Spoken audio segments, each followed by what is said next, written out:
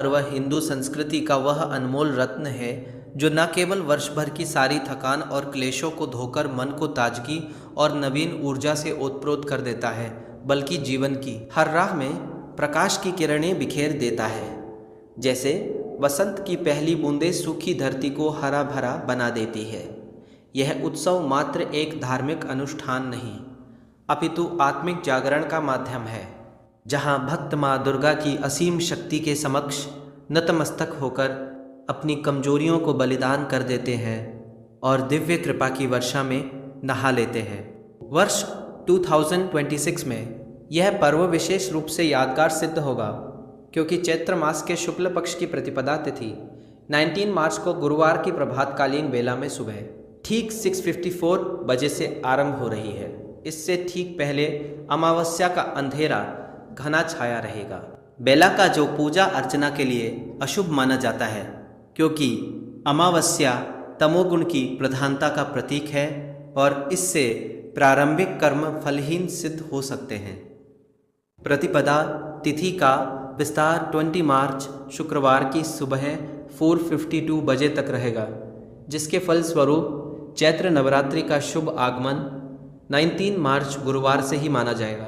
इस प्रकार 9 दिवसीय यह दिव्य यात्रा 27 मार्च शुक्रवार को महानवमी के पावन अवसर पर अपना परिपूर्ण समापन करेगी, जब रामनवमी का भी संयोग होगा और भक्तों के हृदय में विजय और भक्ति की ज्वाला प्रज्वलित हो उठेगी। ये नवरात्रि महोत्सव न केवल माँ दुर्गा के 9 स्वरूपों शैलपुत्री से सिद्धदात्री तक की क्रमबद्ध आराधना का सुअवसर प्रदान करता है, बल्कि हिंदू नववर्ष का प्रारंभिक द्वार भी खोलता है, क्योंकि यही वह दिवस है जब ब्रह्मा जी ने सृष्टि का प्रथम निर्माण किया और माँ दुर्गा का दिव्य प्राकट्य माना जाता है, जो समस्त ब्रह्मांड को शक्ति और संतुलन प्रदान करता है।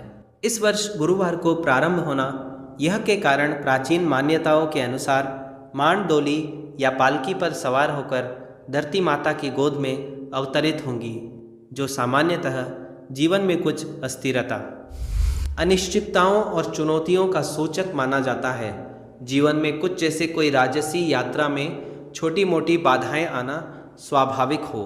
हाल ही में भारतवर्ष में घटित चंद्र ग्रहण के प्रभाव से वातावरण में व्याप्त अशुभ ऊर्जा के कारण आंधी, तूफान, असमय वर्षा, बाढ़ जैसी प्राकृतिक आपदाओं की आशंका व्यक्त की जा रही है, जो माँ के इस आगमन को और भी चिंताजनक रंग प्रदान कर सकती है, विशेषकर इंदौर जैसे शहरों में, जहां नर्मदा की धारा भी कभी कभी उफान पर आ जाती है। किंतु हे भक्तजनों, सच्चे हृदय से माता रानी की शरणागत होने पर यह सब कुछ भी बाधा नहीं बन सकता। माँ स्वयं अपनी संतानों की रक्षा के लिए आ रही है। जैसे कोई करुणामयी माँ अपने बच्चों को आंधी से बचाने हेतु छाता बनकर खड़ी हो जाती है। बस धैर्य की मंत्री माला धारण करें, दिन रात उनकी सेवा में लीन हो जाए, पूजा की ज्योति को कभी मंद ना पड़ने दें और सच्ची भक्ति की धारा बहाते रहे। माँ न केवल आंधी तूफान से अपितु जीवन मृत्यु के उन कठिन संग्रामों से भी अपने भक्तों को पार करा देती है, जहाँ मानव मन टूटने की कगार पर पहुँच जाता है। उल्लेखनीय तो यह है कि इस वर्ष महानवमी का संयोग शुक्रवार से हो रहा है, जिसके फलस्वरूप माँ हाथी पर आरूढ़ होकर अपने स्वर्गीय धाम को प्रस्थान करेगी और धार्मिक ग्रंथों में हाथी पर विदाई को अत्यंत शुभ, समृद्धि पूर्ण और विजयकारी माना गया है। यह वह प्रतीक है जो कल्याण की वर्षा करता है, व्यापार में उन्नति, परिवार में एकता और जीवन में अनंत सुखों का संदेश देता है। इसलिए इन 9 पावन दिनों में अपनी सामर्थ्य के अनुसार कठोर उपवास धारण करें या फिर सच्चे मन से सरल पूजा अर्चना में लीन हो जाएं। यदि समय और संसाधन अनुकूल हो तो कलश स्थापना का विधान अवश्य संपन्न करें, क्योंकि यही तो पूजा का मूल आधार है, जो समस्त अनुष्ठान को दिव्य ऊर्जा से सन्नादित कर देता है। कलश स्थापना का शुभ मुहूर्त इस वर्ष तो जैसे विशेष महत्व का धारक है, क्योंकि अमावस्या के उस अंधकारमय प्रभाव से पूर्व ही इसे संपन्न करना अनिवार्य है। वरना पूजा का प्रारंभिक फल अधर में लटक सकता है। प्रथम और सर्वोत्तम मुहूर्त 19 मार्च गुरुवार को प्रातःकालीन बेला में सुबह 6:54 बजे से 7:43 बजे तक व्याप्त रहेगा। इसमें कोई विलंब ना करें, क्योंकि इससे पूर्व अमावस्या तिथि का प्रकोप व्याप्त रहेगा और कलश का जल भी तत्काल प्रदूषित हो सकता है। यदि प्रभात की भागदौड़ में यह मुहूर्त हाथ से निकल जाए तो चिंता ना करें। द्वितीय विकल्प के रूप में भोजन ग्रहण न करें। क्रोध या नकारात्मक भावनाओं को मन में स्थान न दें और पूजा के पल में मन की एकाग्रता को कभी भंग ना होने दें, क्योंकि ये सब माँ की कृपा को विफल कर सकते हैं। कभी कभी भक्त अनजाने में जौ को अधिक पानी देकर चढ़ा देते हैं, जो समृद्धि का संदेश देने वाले इन दानों को नष्ट कर देता है, या अखंड ज्योति की बाती को फेंक या जल में विसर्जित कर देते हैं, जो महापाप का कारण बनता है, क्योंकि यह बाती माँ की चैतन्य शक्ति का प्रतीक है। जौ के हरे भरे का महत्व तो असीम है। कलश स्थापना के समय बोए गए यह दाने बिना किसी विशेष देखभाल के ही हरे भरे हो उठते हैं। जैसे माँ की कृपा से घर में हरियाली सुख की बहार और समृद्धि का उद्यान उगाता है, यदि हरियाली कमज़ोर या विरल निकले तो यह जीवन में धीमी प्रगति और छोटी मोटी बाधाओं का संकेत है। जबकि यदि पूर्णतः न उगे तो माता की असंतुष्टि का बोध कराएं। तत्काल लल सच्चे हृदय से क्षमा याचना करें, क्योंकि माँ करुणा सागर है और अपने भक्तों की हर भूल को क्षमा कर देती है। जैसे कोई ममता भरी माँ अपने बच्चे की शरारत को हंसकर टाल देती है।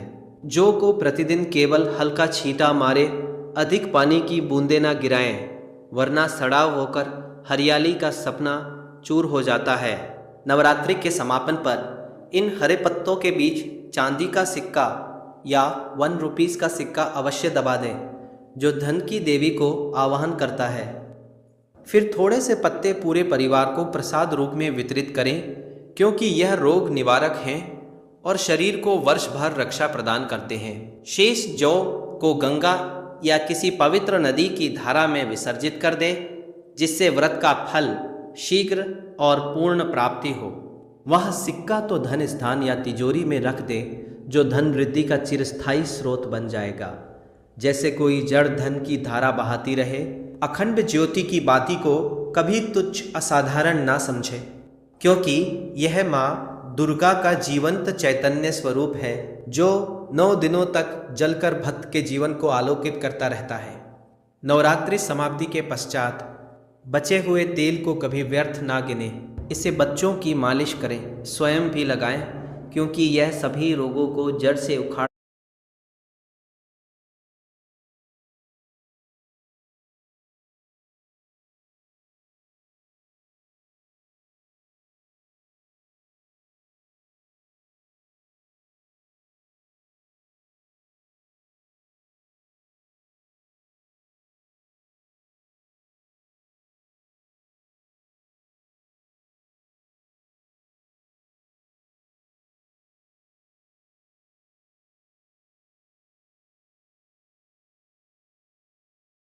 फेंकता है, सकारात्मक ऊर्जा का संचार करता है और शरीर को दिव्य बल प्रदान करता है।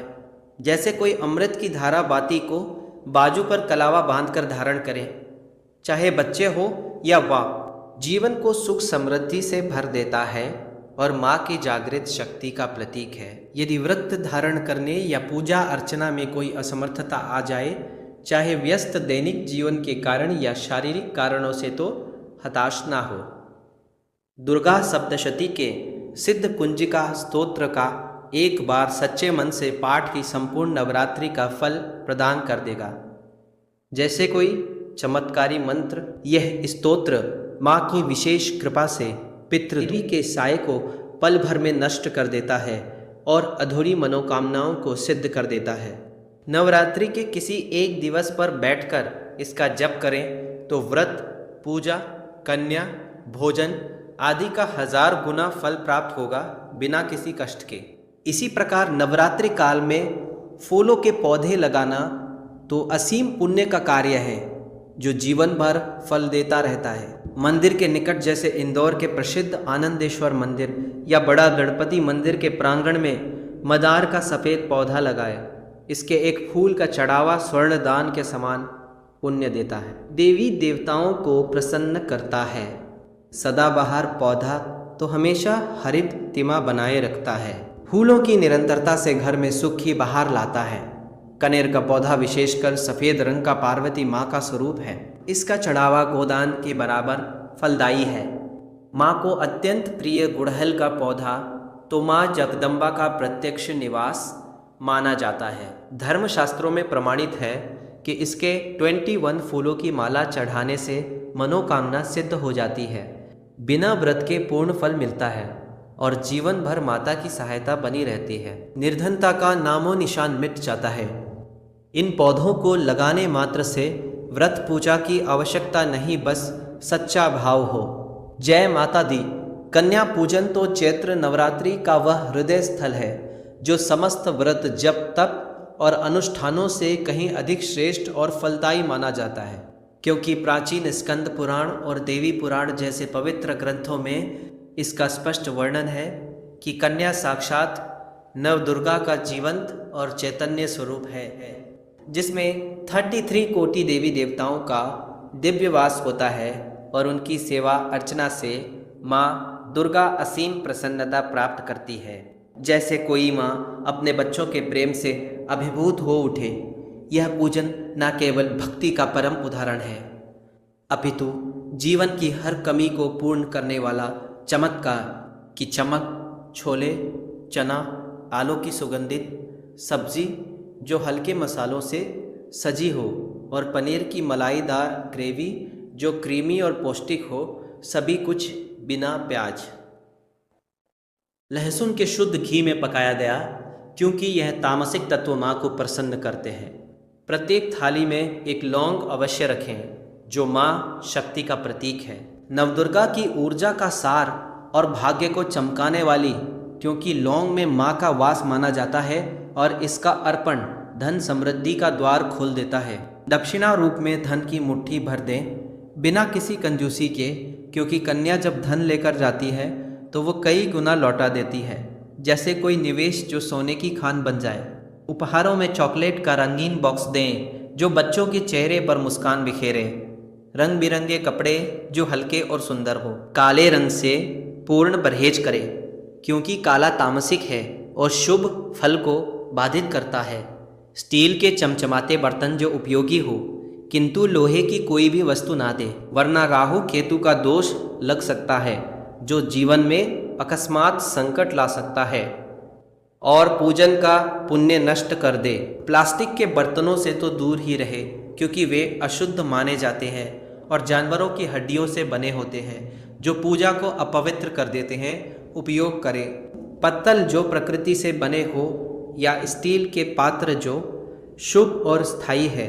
विशेष ध्यान दें कि यदि पूजन शुक्रवार को हो रहा है तो खट्टे पदार्थ जैसे नींबू, इमली या आमचूर से बनी कोई भी चीज़ ना दें, क्योंकि शुक्रवार माता संतोषी का दिवस है जो नवरात्रि में सक्रिय रूप में विराजमान होती हैं और खट्टापन उन्हें रुष्ट कर सकता है, श्राप के रूप में कष्ट ला सकता है। इसीलिए मीठा और सात्विक ही रखें। रेडीमेड भोजन, चिप्स या कुरकुरे जैसे पैकेट कभी ना दें, क्योंकि इनमें छिपे तामसिक तत्व जैसे संरक्षक और मसाले व्रत को खंडित कर सकते हैं और माँ दुर्गा को प्रसन्न कर सकती है। माँ को घर का शुद्ध प्रेम से सजाया गया पकवान ही प्रिय है। माँ को बीजे बीजे पारखास पर वार करके, पारखास पर वार करके, पारखास पर वार करके, भले ही वह सादा हो, क्योंकि इसमें भक्त का हृदय जुड़ा होता है जो माँ को सबसे अधिक आकर्षित करता है।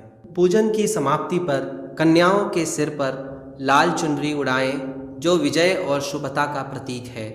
फिर उनके चरण स्पर्श कर मन की गहनतम मनोकामना कहे। नवरात्रि के इन पावन दिनों में यदि यह दिव्य संकेत आपके जीवन में प्रकट हो तो निश्चिंत हो जाए कि माँ दुर्गा स्वयं आपके घर में विराजमान है। उनका आशीर्वाद आपकी झोली भरने को व्याकुल है और जीवन की हर राह में प्रकाश की बाढ़ आ रही है। प्रथम संकेत तो जौ की हरियाली का घना और लहलहाता होना है। कलश स्थापना के समय बोए गए यह दाने यदि हरे भरे होकर उग आए तो यह धन की अपार वर्षा का बोध कराता है। व्यापार में दिन दुगनी रात चौगुनी वृद्धि का संकेत देता है। परिवार में सुख की बहार लाता है।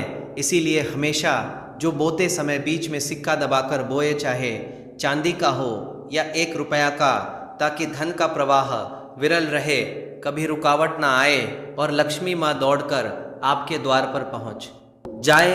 द्वितीय संकेत ब्रह्म मुहूर्त की उस पवित्र बेला में नींद का टूटना है, जब ठीक 4 o'clock बजे प्रभात की पहली किरणें आंखें खोल दे। यह माँ की विशेष कृपा का प्रत्यक्ष प्रमाण है। सच्ची भक्ति का मीठा फल जो शीघ्र ही सुखद संदेशों की वर्षा लाएगा, जैसे कोई रहस्यमय पत्र जो जीवन के रहस्य खोल दे। तृतीय संकेत पूजा के पवित्र पल में मन का प्रसन्न और शांत हो जाना है, जब भजन कीर्तन की ध्वनियाँ हृदय को स्पर्श करें। यह अच्छे काल के आगमन का सूचक है। माँ दुर्गा आपकी भक्ति से आनंदित है, जीवन में उज्जवल भविष्य की ओर इशारा कर रही है, जहाँ हर सपना साकार होने को आतुर हो। चतुर्थ संकेत अत्यंत रहस्यमय और शुभ है। यदि माँ की मूर्ति या चित्र के गले से फूल अनायास झड़ जाए, जौ के हरे पत्ते बिना किसी हवा के हिल उठे, या धूप बत्ती से धुआं अधिक घना और सुगंधित होकर फैल जाए, तो समझे कि गरीबी का साया हमेशा के लिए मिट रहा है। भूत प्रेत बाधाएं नष्ट हो रही हैं और माता लक्ष्मी का आगमन निश्चित है, जो धन धान्य से घर को भर देगी।